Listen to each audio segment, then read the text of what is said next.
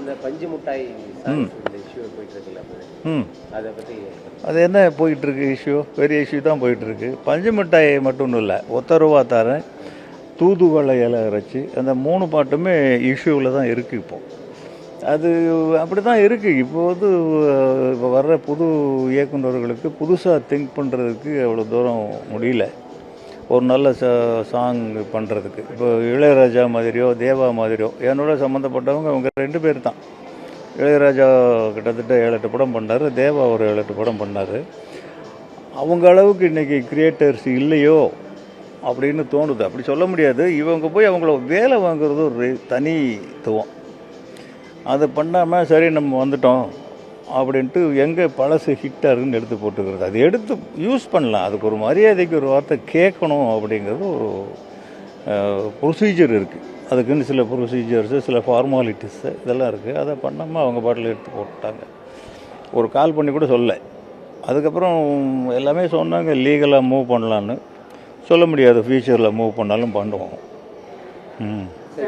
இப்போ ஒரு கருத்துள்ள பாட்டோ இல்லை ஒரு நல்ல முன்ன மாதிரி ஒரு பாட்டு இல்லையோ அப்படின்னு ஒரு கதை ஆசிரியர் பாடலாசிரியருக்கு வெற்றிடம் ஏற்பட்டிருக்கு சினிமா துறையில் அப்படின்னு நினைக்கிறீங்களா? அதாவது பாடலாசிரியருக்கு மட்டும் வெற்றிடம் ஏற்படலை, கதாசிரியர்களுக்கும் வெற்றிடம் ஏற்பட்டிருக்கு. நல்ல வசன கருத்தாக்களும் முன்ன மாதிரி முதல் மரியாதையோ கிழக்கு போகும் சீமையிலே அதுவோ இப்போ வர்றதில்லை.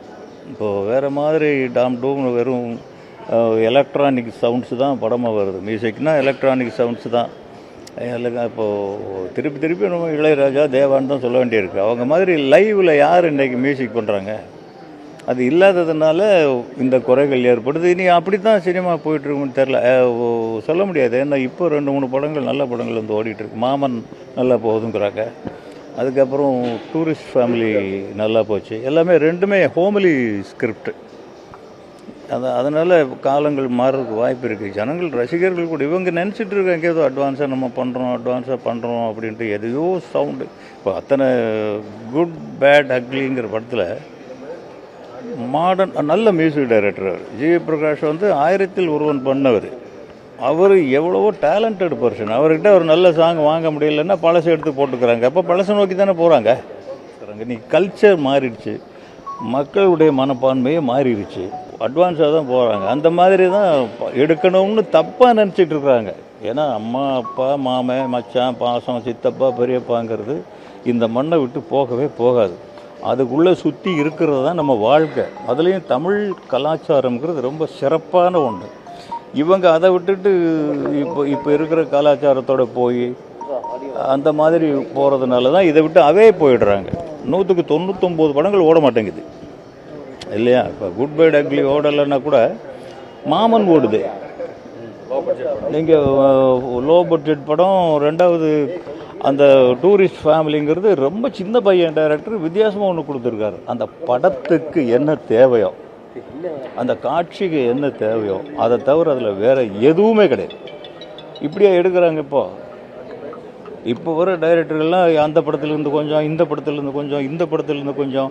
இப்போ நான் கதையே எழுத ஆரம்பிக்கல, இப்போவே அந்த லொக்கேஷன் பார்க்கணுன்னு வரோம் இல்லையா? அவங்க அப்படி கிடையாது. ஒரு 10 பேர் ஹோட்டலில் ரூம் போட்டு உட்காந்துக்கிட்டு டிஸ்கஸ் பண்ணி அந்த படத்தில் என்ன, அந்த படத்தில் பண்ண, கொரியன் படத்தில் என்ன, ஜப்பானீஸ் படத்தில் என்ன, இப்படி தான் எல்லாருமே பண்ணுறாங்க. அதுதான் இந்த சினிமாவனுடைய இப்போது இருக்கிற ஒரு சரியான பொசிஷனில் இல்லை. எந்த இடத்துல இருக்குன்னு தெரியல. 100 படத்துக்கு 99 படம் லாஸில் தான் வருது. அதுக்கு காரணம் திட்டமிடல், தேடுதல் இல்லை.